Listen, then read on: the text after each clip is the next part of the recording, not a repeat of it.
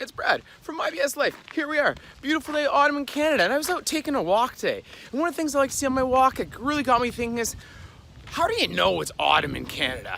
Well, this is the first thing that really caught my mind, right here. If you haven't seen this before, this right here is what is gonna be a beautiful rink all winter long. They start setting up boards, which got me to thinking, how else do you know that it's autumn in Canada? How else do you know that the seasons are officially changing? And as a fellow Canadian, or maybe not Canadian, thank you to my international friends, you start thinking that this is what's going on. You want to know how. If I travel to Canada, how do I really know things are changing? How do I know the seasons are changing? Well, that's this week's BS Banter, which I think is BS Banter number 16. I'm gonna have to check the numbers on that, honestly. I'm not real sure. But right now, just out for a walk. I've got my chair with me right here, and I pulled this out of the trunk. I thought, here's a nice spot. Let's just shut her down. Walk by that rink, saw this, so here we go. Yeah, if you had a chance, hit subscribe. I'm Brad, myBSlife. Let's talk about how you know that it's autumn in Canada. And for this, I actually made some notes. That's right, I had this scrap of paper and I wrote down 4 or 5 notes on it. So first way you know is this. One, I'm unfortunate enough, I think I'm on a bit of a lean here. If you notice the lean, let me know. I'm not really sure. I'm certainly on a bit of a hill. You can see I've got some beautiful colors behind me. You saw the makings of a rink. This is where we're at.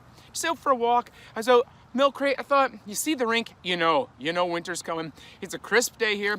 I got the toque, or as some of my other friends internationally call them, the beanie on. And yeah, I'm all bundled up here trying to stay warm. Just above 0 today. So as we think about it, I've been fortunate enough. I've been able to travel all over the world. Okay, it's one of the perks to just life sometimes. You manage to get out of town, but some places you don't notice the change of season. If you're in Canada, one thing's that you see the leaves all changing color. That's one of the first things. Well, one of the first things you see, leaves start to change color. We get these amazing, vibrant oranges, reds, crisps, yellows. It's so cool, it's so good. Leaves change color, and then you'll see bags of leaves at the end of people's driveways. It's just mounds and mounds of leaves at driveways. You're thinking, why are they going to the end of driveways? Because really, there's so many leaves, we got nowhere to put them. And you don't want to leave them on your lawn, on your grass, because then it kills your grass. So what a lot of people end up doing, you end up bagging them, put them in the driveway, and you just compost them every week. That's one of the things we end up doing with our leaves here. So if you're wondering, life in Canada, season changing, we're talking BS Banter. This is a season change talk with Brad. So far, we've covered the fact that hockey rinks start going up. There's no ice in them yet. But don't forget, we put these rinks everywhere. Because as the snow falls, you flood them. Flood them means you're gonna get out a hose, you're gonna spray it down, you're gonna cover it, it's gonna ice over, we're gonna be able to skid. And I'm 100% sure we're gonna get a BS Banter done on ice at some point this year. But right now, we move on to leaves. Bags of leaves everywhere. Another way that we know we've got autumn is falling all around us. And honestly, it's a big pain, but it is. It's life in Canada. There's worse things about that than just dealing with the leaves as you go along. Another one that you know, it's going, the frost on cars for sure. Now, if you have never dealt with that, it's like, honestly, it's like a thin layer of ice that covers the whole car. But you don't care about the whole car, really. You mostly just care about your windows because you can't see through them. So on a cold day, you're out there, literally, you get what's called an ice scraper, and you scrape the whole thing down. Now, if you're like me and you often don't have an ice scraper or it's been lost or broken, you're pulling out credit cards, you're trying to scrape down your windows with that. As an aside, not always the best move because more than once I've unfortunately broken a credit card, which can be problematic. Or you're trying to find other things in your car that you can use to scrape it down without scratching up your windows. So yes, you literally have to scrape off windows, and I'm sure there'll be like a winter day BS Banter at some point. But I digress. So we're talking about scraping off cars, which also leads to my next part. Changing your tires over. So you change your tires, the rubber on your tires, you want to flip those over. Some people, they switch them right off the rim. Some people change the rims over and everything. As you saw when I pulled them out of my trunk for a workout a while ago, spare tire squisher, I think it was called, because I had my snow tires out. So because for like 5 months of the year, our roads are covered in snow and ice. They are so slippery, so icy. It's a different kind of compound, so we switch over our tires. So if you want to get to know autumn in Canada, that's one other way. We for sure change over our tires as we go along there to make sure we're not sliding all over. We got to scrape the ice off. We got to scrape the ice off cars. That's another really big one in autumn in Canada because they frost over. Just like how people worry about their plants frosting over, their plants dying. But the difference is sometimes you get so much ice that it's not, you literally can't see out your windshield. Sometimes you'll use the windshield wash or fluid or juice as some people call it, but sometimes it's too thick, you gotta scrape it down anyway. So, because we deal with days now, we're getting like -2, -3 at night, -5 at night, but then a day is still +10. It's balmy, right? +10 is, I don't know, 45 Fahrenheit maybe. So it's warm. But it's a warm +10, if that makes sense. Like a warm +10. You can still go shorts out there if you want to. Another one, you see, oh yeah, you start seeing toques everywhere, right? So you get everyone like myself, get the toques on, trying to stay warm. Yeah, no shock to you. I'm a proud supporter of my country. I love Canada. I love traveling all over the world. But yeah, Canada's home for me. So one way, yeah, you're throwing the toque on, the beanies, you're trying to keep the ears warm. They say, and I'm no physician or doctor, as many would say, you lose 90% of the heat through your head. So for me, I like to make sure as I stay on top of this, I like to keep 90% of my heat in because it gets cold here. It gets cold here fast. We're talking -40, -45. I don't know how I'm gonna be able to film stuff outside in the winter, to be honest, because I think it's just gonna soak the camera battery like that. So this is an issue I've considered about like workouts and banters and stuff, because I like to do them in different places. Because let's be honest, like, the world is our gym. Like we can work out anywhere. And people have come to me more and more that I say a bad workout is better than no workout, 100%. So get out for a workout, just get different places, do different stuff. But yeah, winter, I don't know what we're gonna do with this. So if you got suggestions for like how to, like, is there like a camera cozy to keep it warm? I'm not sure. But toques, another surefire sign that it is autumn in Canada. Another one after that. Oh, not a look I love, but very popular with some people, is they're not fully embracing the cold weather yet, so they go with socks and their sandals. Sometimes they'll have those big, heavy, thick wool socks in a pair of like flip-flops or slides or Birkenstocks or Crocs. So socks and sandals becomes very popular this time of year, not for me personally. And there's the extremists who they'll go double socks and sandals, literally 2 pairs of socks and a pair of sandals to keep their feet warm because they do not want to let go of summer. That's what they do, try and stay warm like that. Another thing that goes on, oh, for sure, is shorter days. The days are getting shorter and shorter. It used to be amazing. We'd have like sunlight before 6 a.m. and after 9 p.m. But now these days, our days are getting really, really short. Not really, really short. Maybe that's one too many reallys, but they're certainly getting short. So you'll see, like, we're getting sunshine like 6:45, 7 a.m. to starting to come up. And then again, it's getting dark by after 6 p.m. We're down to 12 hours sunlight a day. Is what it is, but days getting shorter is a big one. If you can see those leaves blowing on behind me, that's what goes on. We getting a great breeze today as we go through. And with that, as we know, another one, and you saw a video a couple weeks ago, we get to the corn maze. The corn maze has come out autumn time of year. So you get a chance to see a corn maze, you go through corn maze, you get to corn maze up. Don't eat the corn in the corn maze. It's incredibly tough, really hard on your teeth. So my suggestion is don't eat the corn in the corn maze as you go along. That's my tip. If you maybe got like Jaws-esque teeth, then you're okay with it. But for me, my teeth were not strong enough. I've got all, now I'm not trying to brag, but I don't have any cavities. I got all my teeth. They've held up pretty well, despite the fact they've been through the ringer with a few meals I've eaten, including raw rice mukbang. Okay, made it through though, 1,000 grains, made it through. If you haven't seen that, check that out, raw rice mukbang. My teeth survived, although I did chip a tooth at some point. Not blaming the raw rice, but it's certainly in the lead. The other one is, corn maze, but also pumpkin patches. You see pumpkin patches popping up everywhere. You just see people like at the end of their driveway, which is actually pretty cool. You'll drive by and they'll be like, free pumpkins, literally free pumpkins. I meant to take a picture of the other day, but I was driving by pretty quick. I saw someone had a sign that said free pumpkins. Someone else was selling pumpkins on the end of the road. It's like $2 a pumpkin. Or go to the grocery store, spend $6 a pumpkin. Or you can go to a pumpkin patch and spend $15 on a pumpkin. That's right. So you go to the place where they produce pumpkins, they've got thousands of pumpkins, and you're gonna spend 15 bucks, and that's after you've driven all the way out there, or you just go to the grocery store and spend 5 bucks, 6 bucks anyway. That's so if you're looking for an inexpensive way to get a pumpkin for where you live, this is Pumpkin Talk with Brad. You've got 4 choices. 1, end of someone's driveway, free. 2nd, end of someone's driveway, they charge you nominal amount. Next one, grocery store, inexpensive. Last one, pumpkin patch, which should be the least expensive because they don't have to ship them anywhere. They literally, you pick them out of the field yourself. They're covered in dirt. Sometimes they're still strapped onto that vine that wants to keep it, and then you pay the most for it there. I don't fully understand it, but those of you pumpkin patch lovers, that's something for you to consider. The price point is not always there. Next one, as we continue on, birds are finally quiet in the morning. One of my personal pet peeves is this, birds going wild at the crack of dawn when I'm trying to get some rest. So like 5 whatever in the morning on a summer's day, the birds are just going wild. But for me, I have no interest in that. I can pass on that. But now the birds are sleeping in a little bit due to the weather, which thrills me. So if you're talking days in Canada, how you know, in fact, you get to sleep in without the birds being obnoxious. Now, while we continue on with bird talk with Brad, the honking of geese. that is constant this time of year because they all get in their Super V, their Flying V, if you're a Mighty Ducks fan, a movie from the 90s about hockey. One of the key people in it was a Canadian.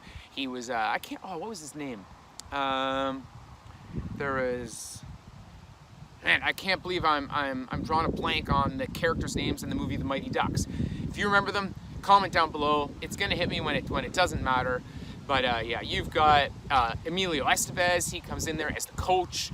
Great job he does. He's a oh man, Gary Greg. Anyway, his story was he was a young up-and-comer. Anyway, it doesn't matter. Mighty Ducks, great movie. If you want to talk, how do we get on here? Oh, geese, flying V. So the flying V with geese is they get in this V shape and they keep taking turns who's in the lead to help with the wind and the wind direction slash distillery. That's not the right word. What's the right word I'm looking for? I don't know, but either it makes them fly farther easier by taking turns being the front bird because they work the hardest. There's a real word for it. Honestly, I'm falling apart here, guys. It's been one of those, it's been a few days for me, a little bit rough. Anyway, still rallying on, no excuses. BS Banter, and today's literally just banter as we cover like what makes Canada different in the autumn season, which I love. It's freaking cold. My hands are a little cold, but that's okay. Honking geese, another really big time, you know, because they are flying south. None of us can go south right now because the borders are on lockdown, but the geese, they don't seem to have an issue coming back and forth the border. Another one, which I love as someone who loves to go out for walks all the time, love to be outside, is the smell of wood-burning fireplace. If you've ever been camping and you like the smell of like a fire, when you live in a lot of parts of Canada, just going out in the street, driving slowly, you will smell people burning wood in their fireplaces to not necessarily heat their homes, but they love the look of love the aesthetic, and the smell is phenomenal. We don't often in cities heat our homes with wood anymore. It's just too dirty, too much work. Most of us here, we've got natural gas, oil, propane to keep warm, to keep the furnaces going in the winter. Oil less and less. Electric baseboard heating is super expensive in Canada, so very rarely do we heat with electric baseboard heat. But some people still, though rarely, they heat with wood-burning fireplace. Most people just have fireplaces because they love the look of it. It takes the chill out of the air. And like I said, it smells absolutely awesome. And the last tip I have for how you know that it's autumn in Canada is the thick hair on the nape of a cow's neck. Now, I don't spend a lot of time around cattle, but this is one that I thought, I've heard this been told me before, that their hair gets really thick on the nape of their neck, which makes sense because they're gonna be outside all winter. So if you're trying to find some ways for how you know that Canada's a little bit different, how you know how you can tell if you just drop it in Canada, what time of year is it? How do you know is it actually turning season? Those are some tips for you as you look to go forward for what you need to know about what really matters, like how the seasons change in Canada. BS Banter, number 16, how the seasons change in Canada, how you know it's Canada. One way also, man, your fingers get cold fast. That's a bonus fact. Fingers get cold fast. That is a Canadian tip right there. Yeah, fingers slowly warmed up, try and keep the heat going through them. For those of you out west, in the Californian state, anywhere out west in Canada, but especially the States, you can't relate at all to what we deal with here, but you got all different sets of problems. That is how you know it is finally autumn in Canada. That is how you know the seasons are changing in Canada. And let's see what happened next in the Oaf this week. Okay, the outlandish story of the week, which I think is these stories can be in any order. I don't really pay attention to them. I just love 3 quirky stories. The first one is this. The city in Switzerland that made minimum wage $25 an hour. Can you believe it? So now, minimum people are making is $4,000 a month. Like, how phenomenal is this? $25 an hour minimum wage in Switzerland. I don't know, I feel like this is a great opportunity for so many people. I don't know what this does to businesses there, I have no idea. But as far as like lifestyle, money going back into the economy, how cool is that? 25 bucks an hour minimum wage. It would completely change the way society functions between the haves and have-nots. Now, I know there's always going to be haves and have-nots, but it would certainly give more people the chance to lead a reasonable existence where they're able to have some of those basics, where they can do things without having the same amount of stress. So, nice work, Switzerland. Way to set down 25 bucks an hour as minimum wage. I think that's absolutely amazing. Way to take care of your own, way to take care of your people. I think that is so well done. That is an Like, that is an outstanding, not outlandish, we're calling it the outstanding story this week. Nice job, town in Switzerland. Love it. The wild story this week is just that to me. It's the rubber chicken handbag. Now, I'll be the first one to say I don't really fully understand fashion. Some of you guys you've seen what the stuff I wear to work out in. Take a jab at Brad, fair enough. But the rubber chicken handbag, this is new to me. So literally, I'm torn between either loving this idea or hating this idea. So the rubber chicken handbag is just that. It's basically a purse for a woman. I suppose a lot of men, if you're a man and you want a rubber chicken handbag, I don't think it's gender specific. I think it's gotta be gender neutral. Anyway, all the advertising gears it towards women. Men, if you want a rubber chicken handbag, go for it. Like, to each their own. As they say, fill your boots. Like, equal opportunist here. If you love your rubber chicken handbags or just rubber chickens in general, you should not be limited by gender. Don't get me going, that's a different debate for maybe someone else's channel. Anyway, I digress. Rubber chicken handbag, if you want something, maybe I'm gonna put the link right there, the picture of it. Maybe this becomes an excellent stocking stuffer for you to give to a loved one. Something for you to share with someone else in your family as they go through, and they too can get a rubber chicken handbag. Now, my sister, Lisa, may get a rubber chicken handbag from me. She will be appalled by it. She will never use it, but there's a certain element of humor to that I absolutely love. Rubber chicken handbag, the wild story this week. Okay, I 100% filmed this oath out of order because this third one is really disturbing, which technically would be the fun one. I don't think it's fun for anyone, but I'm gonna put it out there anyway. The fact is this: a recent study in the United Kingdom says that 10% of people only wash their bed sheets once a year. Now, I find this absolutely grim, completely disturbing. I've spent a little bit of time in the UK traveling. I've never lived there. So if you are someone who lives in the UK and you can let me know what your friends and family's habits are, please let me know. Is it common practice to only wash your bed sheets once every 12 months? Now, I understand that it can be a pain to change the fitted sheet because it really tucks tight around the bottom of the bed. But I feel like that effort is worth it more often than once every 12 months. This is just me. These are my thoughts. I also read in the same article, and I'm definitely going to put a picture of it there, that it's 10%, I think it's 10% of you came in, wear their underwear 10 different times before they wash them. Now, call me old-fashioned. Maybe I'm just old. I don't know. But like the way I was raised by mom is like, you do not get multiple uses out of underwear. Now, I know the common one is this. Every pair of underwear is good for 4 uses. There's frontwards, then there's backwards, then you turn them inside out and go frontwards and backwards. 4 different uses for 1 pair of underwear. I think that even that's very extreme. 4 for 1 underwear, I'm not comfortable with that myself. If you're a 4-use underwear wearer, let me know, because I find that interesting. Not that I need to know everyone's underwear habits, but I think that's an interesting one. But 10 uses? I don't even know how you, like, where the math comes. You're putting like leg through the waist, leg through the leg part, and then you're reversing. So if you're an underwear wearer and you want to do this anonymously, send me an email and you can make up some fake account, I guess. But if you wear your underwear 10 times before you wash them, let me know that works for you. And how often you go into the clinic, and do you deal with rashes, and do you need different sets of ointments and things like that? Anyway. That's down as the F in the fun. Maybe that puts a different F in that story. I don't know. That's like for an after hours talk maybe. But that's the outlandish, that's the wild, that's the fun. Man, like I said, the outlandish should really be outstanding. $25 an hour for Switzerland as you get that. The wild is the fact that you can get a chicken bag to wear around, and the fun, which is not so fun, but maybe it's fun because spend your time doing other fun things, is changing your sheets once a year. My BS Life community, let me know where you stand on all 3 of the oath elements this week. You guys are the best. Absolutely love it. But I'm telling you, I'm not comfortable with that part of it at all. That's just me. Judge me as you may. More often than once a year for sure. That's the oath. This week's workouts were as follows. We started with a review of Thanksgiving. We've talked about all the facts. As some of you guys are getting ready for American Thanksgiving, we've already had our Canadian Thanksgiving, which was absolutely amazing. I loved it. Had turkey, stuffing, all the best parts of it. I helped get you ready for what to do for Thanksgiving. I helped give you ideas what to do with your leftovers for Thanksgiving, and of course, fun activities to do while celebrating Thanksgiving with your family and friends. If you haven't a chance to check that out, pictures right there. Get ready for your Thanksgiving. From there, I did 2 different workouts. One, I did the core crusher. That's the one where I crawled up the hill, not crawled, but I walked up the hill, filming going up there. You hit the mat, you're on the mat the whole time. You're working out your core the whole time. From there, I did a quick 20-minute workout down by the locks. We had a chance to see some boats go through. Basically, that workout right there is every minute on the minute. You do 1 full minute of something. You rest when you do, you go when you can. With every workout I do, remember, any workout is better than no workout. Don't use an excuse that you can't keep up with me. Just, you're challenging yourself.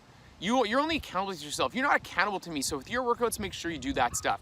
That was this week, a super quick week. I loved it. This next week, I've got all kinds of stuff going on. Tomorrow night, when you see this, I'm going live with Vince Luu. He is an awesome guy. We're gonna talk about both of our journeys from not fat to fit, but from getting in better health. He's gonna talk about some training. We're gonna talk about our YouTube journeys and just a whole bunch of Q&A with Vince Luu. Awesome guy. If you haven't a chance, check out his channel there. Also this week, for me personally, I'm eating nothing but eggs this week. That is my challenge. 7 days where every single meal will be an egg-based meal. Does that mean I'm just eating eggs? No, but I'm gonna every single meal. As Bobby Flay would say, the eggs will be the star of the show. So I'm gonna do, at some point I'm gonna do an omelet, I'm gonna do fried eggs, I'm gonna do scrambled eggs, I'm gonna have to come up with a quiche maybe, frittata. If you've got egg recipes or egg suggestions for me, let me know, because I got a whole week where 3 meals a day, I'm gonna eat eggs, some combination of eggs. Ooh, maybe egg burritos? Is that a thing? Anyway, this is where I'm going with this. So this whole next week, I'm gonna be eating eggs every day. I'll let you know how that goes. Next week, BS Banter will be like, I ate nothing but eggs for a week, what happened? Weigh myself at the beginning, weigh myself at the end. If I have a way to measure my cholesterol, I should do that as well, but this is where we're at. So, gonna be eggs for a week. We'll see what happens, but it's gonna be all eggs all the time. That's this next week. And as always, like, this is my life. Like, I just try and share, like, I do some quirky things in my life. Like, lately, for instance, every time we have treasure night, garbage night. We call it treasure night, my dad always did growing up, because you find treasures. Lately, I've been finding, people keep throwing away ironing boards. I have no idea, maybe ironing is just so out of style, but I've now got 2 ironing boards in my garage. What am I gonna do with these ironing boards? I have no idea, but at some point, we need to build something. By we, I mean, I need to build something with these ironing boards, and we'll see what happens with them. I'm gonna start collecting treasures, I'm gonna build something with them, and we're gonna turn something into do with it, and that's gonna become a BS Banter 1 week. I don't know what I'm gonna build with them, but right now I've got 2 ironing boards, and I know what you're thinking. If you're thinking what I'm thinking, I'm gonna build some way to toboggan or ski on these things. Down the road, wheels are turning, ironing board collecting is happening. We'll see what happens. This is just my life. So for those of you, if you think it's fun, if you think it's quirky, if you just like letting it know, like, I'm just a regular Canadian guy, I live in Ottawa, Canada, this is what I do. I'm Brad, this is my BS Life. Thank you so much for being a part of it. Thanks for sharing your life. Thanks for touching base with your questions, asking me questions, just following my little quirky things I do along. Yeah, I hope you've enjoyed the oath this week. Hope you had a chance to learn a little bit more about as the seasons change and as the seasons change here in Canada. Until next time, I'm Brad. Stay safe, please. Do your part, whatever that may be. Stay safe. Take care of yourself, because we're in some crazy trying times these days. Until next time, I'm Brad. We'll see you later.